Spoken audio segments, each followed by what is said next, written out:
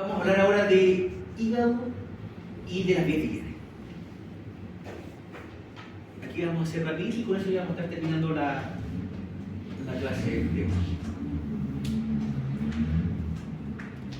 La dividí básicamente en, como lo decía el nombre, vamos a hablar primero de algunas nociones generales fisiológicas y anatómicas del hígado y de las vías biliares, algunas enfermedades muy comunes que tienen que ver con la colestasia, que es la acumulación de restos de las sales biliares, que finalmente van a favorecer la formación de los cálculos biliares, que eso es la litiasis probablemente tal, y algunas nociones generales sobre patología hepática no biliar, porque todas las otras causas eran, como lo decía, no biliar. Ya. Nociones del hígado. En primer lugar, el hígado es el órgano más grande dentro de la cavidad abdominal, se ubica dentro del cuadrante superior derecho, está estructuralmente dividido en dos partes. Cuando lo vemos de forma anatómica, lo dividimos en dos lóbulos, el lóbulo izquierdo y el derecho, pero cuando lo vemos de forma funcional y cómo se organiza internamente, lo dividimos en dos hígados distintos. Que no es lo mismo cuando yo me refiero a dos hígados, es porque el límite está dado por dos estructuras que no se ven visualmente, como por ejemplo acá, si yo veo este esquema del hígado, veo este límite entre el lóbulo izquierdo y el derecho. Pero cuando vemos cómo está estructurado internamente por la circulación, son dos bloques, dos hígados apartes, que están, la mitad está básicamente equidistante, versus los tamaños entre los lóbulos, entre los cuales un lóbulo significativamente más chico. Recuerdo anatómico simplemente de cultura general. Esto sí me interesa que obviamente lo tenga muy presente, es que el hígado tiene una irrigación mixta. ¿Por qué razón? Porque el hígado está como punto de paso entre la circulación intestinal, donde se reabsorben todos los nutrientes y que son procesados y metabolizados por este órgano, hacia la circulación sistémica. Tanto es así que la gran mayoría del flujo sanguíneo que llega al hígado viene por la circulación portal, la circulación intestinal. En cambio, la circulación arterial, o sea, la circulación que viene directo del corazón con la función exclusiva de aportar oxígeno al hígado, es solo un 20% del flujo. Entonces, recordar que la mayor parte de la circulación del hígado es la circulación portal, la circulación intestinal, que es sangre venosa, sangre que viene desde el territorio distal, que es el intestino, hacia el territorio central, que es el hígado y después el corazón. Entonces sigue un flujo retrógrado. Al ser sangre venosa, es sangre que tiene menor cantidad de oxígeno que la sangre arterial. Porque obviamente esa sangre, en el proceso de absorber y arrastrar, por decirlo de cierta forma, los nutrientes absorbidos del intestino, también fue la sangre que nutrió a los enterocitos. Por lo tanto, las células del intestino consumieron parte del oxígeno. Por eso es sangre venosa. Pero su volumen es tan significativamente mayor, que tiene que ver con factores anatómicos como el calibre de los vasos, que aunque venga con menos oxígeno, la mayor parte del oxígeno viene justamente de la vena, aunque sea menor cantidad, solamente por volumen. Tanto así que, por ejemplo, por alteraciones anatómicas, lesiones, traumas, tumores, etc., que comprometan la arteria hepática, a diferencia de lo que pasaría con cualquier otro órgano, la obstrucción arterial es un infarto, se muere el órgano, no le llega a salir. En el caso del hígado, puede haber infarto localizado por compromiso arterial, pero el hígado tiene un comportamiento biológico especial, además de la circulación, que tiene que ver con una alta capacidad de regeneración. Entonces, esta isquemia, al no ser absoluta, porque la mayoría del flujo viene del intestino, permite que se activen los mecanismos de reparación. El hígado, las células vuelven a generar lo que se llama una hipertrofia compensatoria, y ese hígado que se infartó se logra regenerar y puede resistir la isquemia. Entonces el hígado no se infarta directamente por taparle la arteria. Eso también como conocimiento general, pero es importante que recuerden la irrigación mixta. El hígado tiene muchas funciones, es un órgano muy complejo. De hecho, esto es solo un resumen de las funciones que tiene. Pero su principal función es evidentemente metabólica. ¿Qué significa eso? Que termina básicamente el procesamiento de los nutrientes que fueron absorbidos en el intestino. ¿Por qué es necesario ese procesamiento? Porque si nosotros tuviésemos una conexión directa entre el intestino y la circulación sistémica, no tendríamos capacidad de regular la cantidad de nutrientes circulantes, solamente dependerían de la ingesta. Entonces, si hubiese una ingesta muy excesiva en azúcares y no existe ningún órgano que lo metabolice y que sea capaz de eventualmente reempaquetar los monosacáridos, por ejemplo en reservas como el glucógeno y después eventualmente convertirlo en depósitos adiposos, no tendríamos ninguna capacidad de adaptarnos a las diferencias nutricionales. Entonces, seríamos mucho más lábiles en relación a la alimentación. Por otra parte, dentro de estas mismas funciones metabólicas, al ser capaz de procesar las sustancias que son absorbidas, también es capaz de modificar algunas otras moléculas que no necesariamente son nutrientes. ¿Y cuál es la importancia de esto? Que hay sustancias, como por ejemplo algunos fármacos, algunas drogas, que completan su procesamiento en el hígado porque requieren ser transformados por algunas enzimas que son los que se llaman los citocromos, que son enzimas específicas que básicamente lo que buscan es achicar o acoplar algunas moléculas con algunos patrones estructurales a algunas otras moléculas que normalmente se producen dentro del organismo, de forma tal que puedan ser eliminados. ¿Qué significa esto? Sustancias anómalas ajenas al organismo no tendrían cómo eliminarse si es que no se transformaron y se acoplaron, por ejemplo, a las sales biliares. Al producir la bilis, no solamente estamos produciendo este jabón para favorecer la digestión, sino que también estamos eliminando por arrastre, por acople, algunas otras sustancias que pueden ser eventualmente tóxicas. El hígado también, dentro de todas las funciones, tiene un rol muy importante porque actúa a nivel de la cascada de la coagulación y sintetiza factores de la coagulación que son parte de lo que se llaman los factores vitamina K dependientes, por ejemplo, que son factores que si existe disfunción hepática con insuficiencia hepática, se producen trastornos hemorragíparos, o sea, sangrados descontrolados. También dentro de esta misma función de detoxificar, terminan el procesamiento de algunas hormonas que estarían circulando de forma indefinida si que no fuesen eliminadas dentro de las sales biliares como producto de excreción. Obviamente también está la función de la bilis, que ya lo mencionaste, una función esencialmente digestiva, además de detoxificación. Y también tener claro que especialmente en el estado fetal, durante la fase fetal de la vida, tienen un rol en la hematopoiesis. Ahora, esta función hematopoietica, o sea, la formación de sangre, de células sanguíneas, se puede reactivar en algunos casos de enfermedades tumorales. ¿Qué es la bilis? La bilis es un líquido, obviamente, que está conformado por ácidos biliares y algunas estructuras que tienen un comportamiento anfipático, o sea, que tienen una estructura que es hidrofóbica y también hidrofílica, que son básicamente el jabón que les comentaba al principio. Y esos son la lecitina y la fosfolina. Además de eso, se eliminan a través de la bilis algunos otros desechos metabólicos como la degradación de la bilirrubina, que requiere ser conjugada, requiere ser acoplada para irse en la bilis, secretarse la bilis, y también algunos electrolitos. Ahora, de paso en este proceso de excreción, como tiene comportamiento antiempático, favorece la digestión y la absorción de bilis. Pero la bilis se está produciendo de forma continua. Y cuando se produce en el hígado, porque es el lugar donde se produce, es un carácter isotónico. Tiene la misma polaridad que el plasma.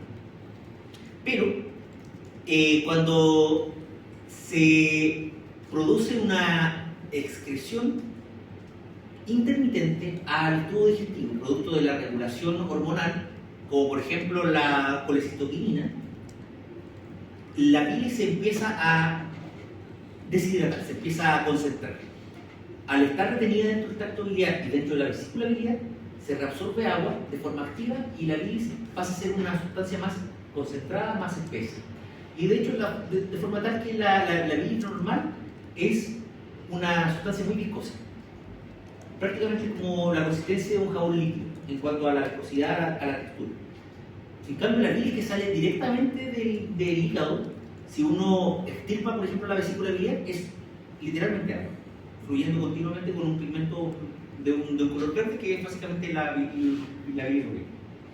Y acá está el concepto que les mencionaba antes, que es la circulación enteropática, que es que de todos estos componentes existe una reabsorción de los ácidos biliares y del colesterol, porque son reciclados para que la bilis cumpla las otras funciones que les mencionaba. Ahora, dentro de la función hepática, la bilis se está produciendo continuamente, pero pasa por un tracto que es el tracto biliar, y hay un órgano específico que es la vesícula biliar, que es el órgano que favorece la concentración, porque es un órgano que es un verdadero saco con forma de pera, que mide más o menos unos 10 centímetros de este tamaño aproximadamente, y que acumula alrededor de unos 50 ml de bilis de forma constante. ¿Cómo es esta acumulación? Esta es una acumulación pasiva, producto de que la llave de salida del tracto biliar, que es el esfínter de Oddi, que está en esta parte de acá, se cierra. Y al cerrar la llave de salida, la bilis que está fluyendo continuamente desde el hígado se empieza a acumular porque no puede salir. Y refluye, por acumulación, refluye hacia la vesícula. Entonces la vesícula, como un saco que está ahí, una bolsa que está ahí de forma pasiva, empieza a retener hasta que se distiende. ¿Y en qué momento se abre la llave? Se abre la llave cuando hay presencia de grasas dentro del estómago que liberan la colecistoquina. Y ahí se abre la llave y se desinfla esta vesícula que estaba distendida, llena de bilis. ¿Sí? Y a la gente que le sale la vesícula cuando se cierra el esfínter, ¿hacia dónde se devuelve? Ya. ¿Qué es lo que pasa? Lo que tú logras cuando pierdes la vesícula por causa quirúrgica no es alterar la función hepática. Se sigue secretando la bilis de forma continua. Y tampoco alteras la función del esfínter. El esfínter se cierra. Entonces, ¿qué es lo que pasa? Se acumula en el espacio que hay disponible, que ya no son los 60 ml disponibles de la vesícula, que es una bolsa extra, sino que se acumulan dentro del tracto biliar. Y eso con el paso del tiempo va generando una dilatación de la vía biliar. Va aumentando el calibre por presión continua.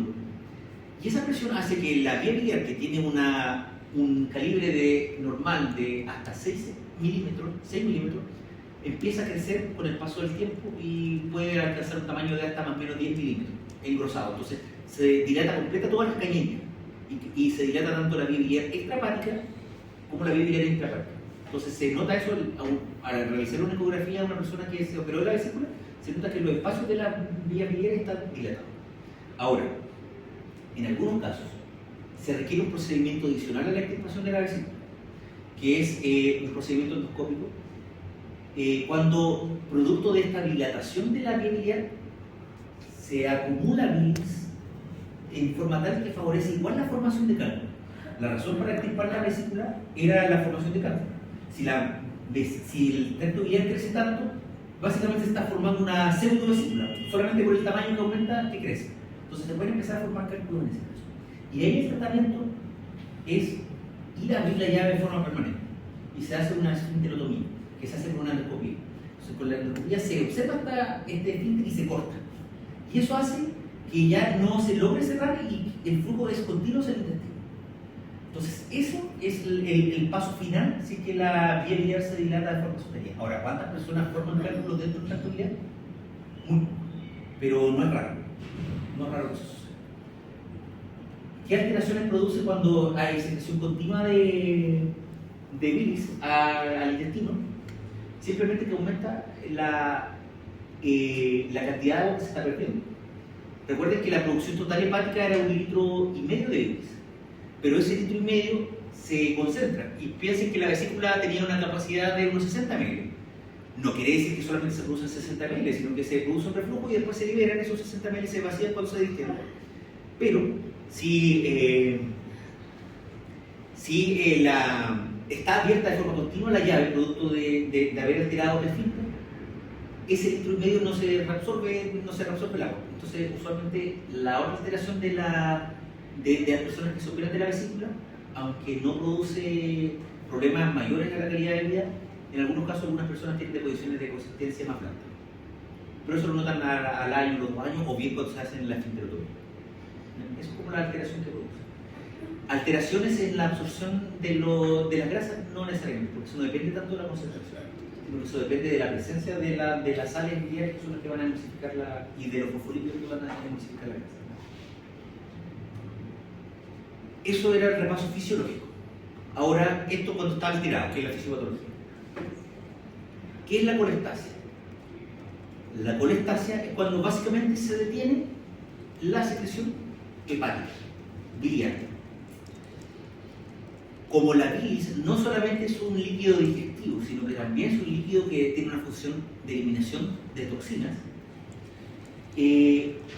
la acumulación retrógrada de bilis y la incapacidad de eliminarla produce eventualmente insuficiencia hepática.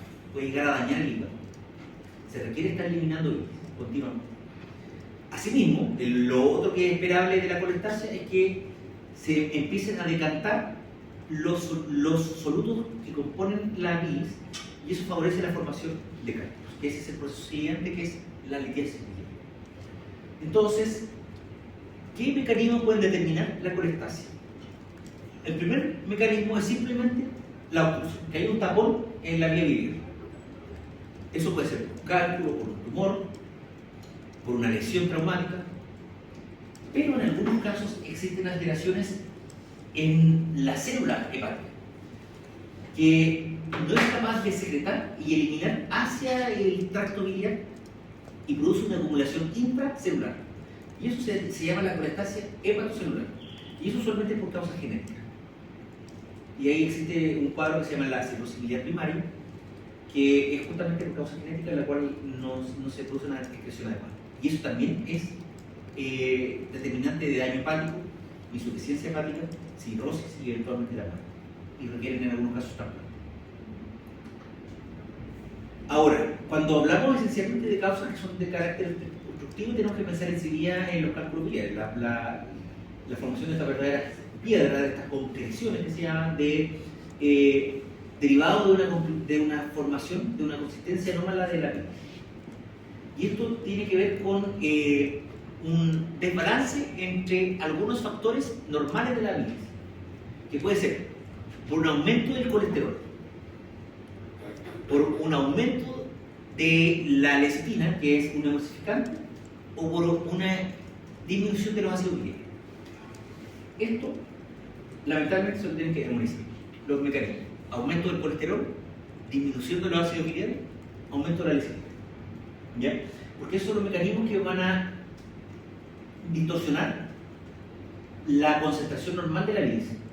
Una cosa es que la bilis sea concentrada normalmente por absorción del agua, pero si a esto se le añade un desbalance en la composición de los solutos, que es distinto a la composición del agua, eso va a favorecer que se empiecen a formar una estructura que se llaman los centros de nucleación, que son básicamente puntos de sobresaturación. Se empieza a acumular colesterol, el colesterol favorece que se agregue sobre sí mismo y decanta. Y eso produce estas piedras que son los cálculos biliares. Y eso sigue una secuencia, que es la secuencia de la alteración, sobresaturación, nucleación, los pequeños cálculos y finalmente la formación del cálculo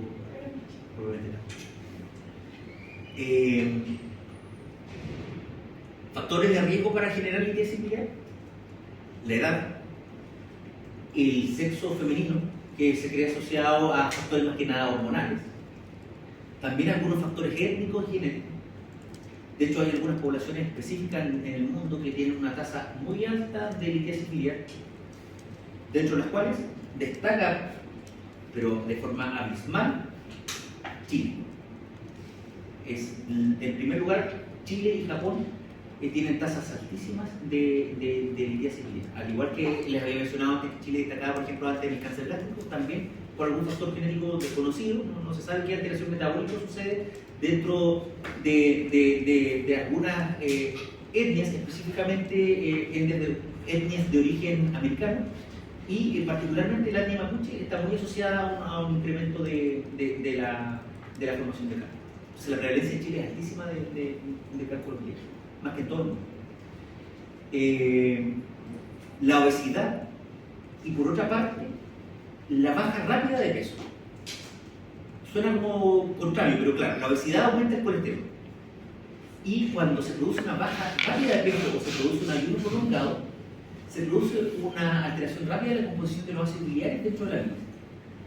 Entonces, esas pequeñas alteraciones, cuando son de forma sostenida, hacen que de pronto se empiecen a acumular pequeñas piedrecitas, que parten como pequeños, como si fuese una arena biliar, de hecho se le llama justamente barro biliar, hasta que finalmente se produce la piedra grande, que es el cálculo. Estas fotos que se ven abajo, que son reales, estos son los cálculos que son esencialmente de colesterol, que tienen este color amarillo. Ese es el tipo más habitual de cálculos. Y el segundo tipo, que se llaman los cálculos pigmentarios, que son estos que tienen un color negro, que tienen que ver con no el colesterol, sino que el otro componente, con las sales biliares. Otro estado que favorece la formación de cálculos biliares es el embarazo, también como para tenerlo presente. Y mencionarles que la distinción entre lo que es la formación de cálculos, lo que es el enlentecimiento del flujo de biliar y lo que es la colecistitis aguda, que es un cuadro específico que es lo que requiere cirugía de urgencia. La colecistitis aguda es la inflamación de la vesícula. Es la inflamación de la vesícula porque en la gran mayoría de los casos se produce una obstrucción persistente del cálculo, o sea, del flujo biliar. ¿Qué es lo que pasa? Yo les decía que acá se formaban estas piedras, pero si las piedras están en esta zona de acá, la bilis, que tiene un flujo que es anterógrado del hígado hacia el intestino, o sea, va del hígado hacia el intestino, y retrógrado, cuando la llave está cerrada, hacia la vesícula, ese flujo va a estar continuo, sin ninguna interrupción, si es que los cálculos están en esta parte. Pero si por alguna razón se moviliza un cálculo y tapa el drenaje o la entrada de la vesícula, la podemos ver tanto como la salida como la entrada, dependiendo del estado, eso va a producir alteraciones en la circulación linfática, va a producir inflamación y sobreacumulación de bilis. Obviamente que la bilis que quedó retenida no va a poder salir, por razones obvias, y además se produce un sobrecrecimiento bacteriano. Porque yo les decía, existe un flujo retrógrado del intestino y el intestino se hipertensa. Entonces, en la medida que el esfínter esté cerrado, no va a haber entrada. Pero si el esfínter se abre y no se logra producir un flujo continuo que arrastre la bilis y arrastre las bacterias van a empezar a crecer y proliferar de forma retrógrada, van a empezar a subir las bacterias hacia acá. Y eso va a producir una inflamación que puede ser tanto el tracto biliar, que sería el cuadro más grave, o en algunos casos inflamaciones localizadas en esta zona de acá, que es la salida de la bilis, o bien bacterias residuales que estaban ya en la bilis dentro de la vesícula, al quedar obstruida la salida, proliferan de forma descontrolada. Entonces es un cuadro inflamatorio infeccioso. Esa es la colecistitis aguda. Y la colecistitis aguda es persistente, no tiene resolución, hay que sacar la vesícula. Entonces hay dos causas para que las personas se tengan que sacar la vesícula. Una, que es la causa de urgencia, que se llama la colecistitis aguda, que es por esta obstrucción irreversible de la vesícula biliar. Y la otra causa es solamente la acumulación de las piedras, de los cálculos. Ahora, para que sepan, ¿por qué razón se sacan la vesícula de las personas que no tienen colecistitis aguda, sino que solamente tienen cálculos? Se sacan porque la presencia de cálculos produce alteraciones dentro del epitelio de la vesícula que favorecen la formación de cáncer vesicular. Chile también tenía las tasas más altas, producto que tenía más cálculos, tenía las tasas más altas de cáncer de vesícula en el mundo. De hecho, tanto así que durante mucho tiempo el cáncer de vesícula biliar fue una de las causas principales de muerte oncológica en Chile y era una de las causas principales de muerte de cáncer en la mujer. Solamente cuando se empezó a masificar la cirugía de la vesícula y se empezó a extirpar la vesícula de forma preventiva, lo que se llama la colecistectomía preventiva, se empezó a reducir la prevalencia de cáncer de vesícula en Chile. Y en este momento el cáncer de mama supera con creces el cáncer de vesícula en Chile. Eso. Algunas nociones sobre hígado, y con esto ya vamos a estar terminando esta extensa clase. ¿Qué es lo que es la insuficiencia hepática? Cuando se comprometen todas las funciones que les mencioné. Todas aristas. Tiene un carácter que puede ser agudo o crónico. Y también existe un cuadro que se llama la hepatitis fulminante, que me imagino que en algún momento lo han escuchado hasta las noticias, y pasa a veces que algún paciente cursa una hepatitis fulminante y pasa a ser prioridad nacional de trasplante y se requiere, se gatilla todo un operativo. Muchas veces salen las noticias. A veces la hepatitis fulminante se gatilla, por ejemplo, por la ingesta de algún fármaco o, por ejemplo, algunos hongos. Entonces, como un caso bien llamativo. Y eso es un caso que es mortal. Entonces, esa es la forma más severa de la insuficiencia hepática. Pero en otros casos se presentan de forma aguda, como puede ser una ingesta menor de, por ejemplo, de alcohol. Me refiero menor en proporción a lo que sería el daño tóxico de una hepatitis fulminante, pero que puede ser eventualmente mortal. Y también se presenta por algunas infecciones como la hepatitis. Entonces tenemos el daño infeccioso, el daño alcohólico, algunos fármacos específicos, y acá es donde sigue dañando el paracetamol. Pero el paracetamol en dosis alta, no en dosis baja. El paracetamol en dosis segura no produce nunca hepatitis. Pero con dosis que superen los 4 gramos al día se puede producir falla hepática. Y con dosis sobre los 8 gramos al día, empezando el comprimido de paracetamol de 500 miligramos, con dosis sobre 8 gramos la probabilidad altísima de tener una hepatitis aguda o una hepatitis fulminante por insuficiencia hepática que requiere tratamiento. Tanto así que es más fácil suicidarse con paracetamol que con otros medicamentos. Pero, usado las dosis normales, es muy sencillo. Ahora, es una forma muy terrible de suicidarse porque genera mucho. La insuficiencia hepática produce un condicionamiento de todas las otras alteraciones, entonces produce alteraciones, trastornos hemorrágicos, la colestasia que produce picazón, prurito, encefalopatía hepática, entonces obviamente que ahí se nota la verdadera importancia fisiológica del hígado como órgano vital. ¿Cuál es el cuadro clínico de la hepatitis? La ictericia, la coloración amarilla de la mucosa y de la piel. Y finalmente, todas estas alteraciones que es esta lista que ya vamos a ir cerrando, ustedes lo pueden ir leyendo después, pero termina en este estado que es el daño hepático crónico, que tiene estas alteraciones, que es la citis, la acumulación de líquido dentro de la cavidad abdominal, la cirrosis, que es la formación de verdaderas cicatrices del hígado y que por lo tanto no permiten que se produzca el funcionamiento, y otros cambios que tienen que ver con alteraciones hormonales e inmunológicas. Mecanismos de la hepatitis aguda. Solamente mencionar que siempre un cuadro autolimitado, por definición, es agudo. La etiología principal es la etiología tóxica, pero en algunos casos puede ser etiología viral por algunas hepatitis tipo A. La hepatitis tipo A es un cuadro súper benigno que tiene que ver con ingesta de alimentos contaminados con el virus hepatitis A, es un mecanismo de transmisión fecal-oral, pero en algunos casos puede alcanzar severidad suficiente como para ser mortal. En cambio, los otros tipos de hepatitis, que la hepatitis B y la hepatitis C usualmente condicionan hepatitis crónica. El problema de la hepatitis crónica, para ir resumiendo, es que en realidad terminan la mayoría de los casos en cirrosis con insuficiencia crónica y finalmente pueden terminar en cáncer hepatotoxina. Mecanismos de daño alcohólico.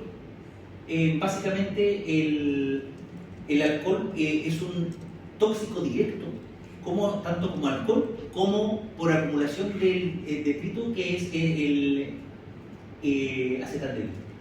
El acetaldehído es la sustancia que produce la famosa caña, ¿ya? Pero si esto aumenta en una ingestión excesiva puede llegar a producir insuficiencia hepática.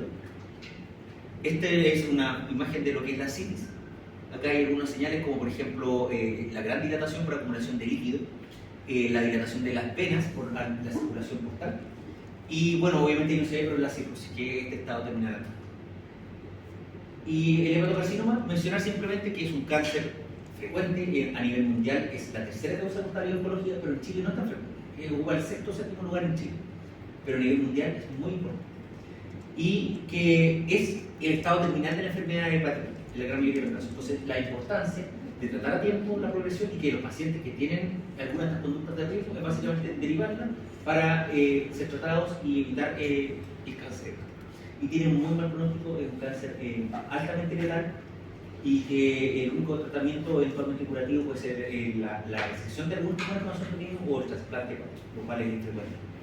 Entonces, es un pronóstico muy maligno que puede ser detenido a tiempo si es que evitamos la progresión desde estas fases de hígado sano hasta finalmente la cirrosis. Y mencionar también acá que una causa muy importante de daño hepático que está en alza en este momento es el hígado, el daño hepático no alcohólico, que es básicamente por factores nutricionales como la obesidad. La acumulación de grasa dentro del hígado produce el cuadro que se llama la estetosis hepática o el hígado graso, y que finalmente termina actuando como un mecanismo inflamatorio que, de forma análoga a lo que pasa con el alcohol, termina produciendo cirrosis y finalmente cáncer. Y eso es todo lo que les quería mencionar en esta larga clase de... ¿Alguna duda? Bueno, van a, obviamente, hay cosas que hay que estudiar, pero traten de quedarse con las cosas más centrales. No soy, si soy yo el que hace las preguntas de estas cosas, no voy a ser maligno con las preguntas. Ahora,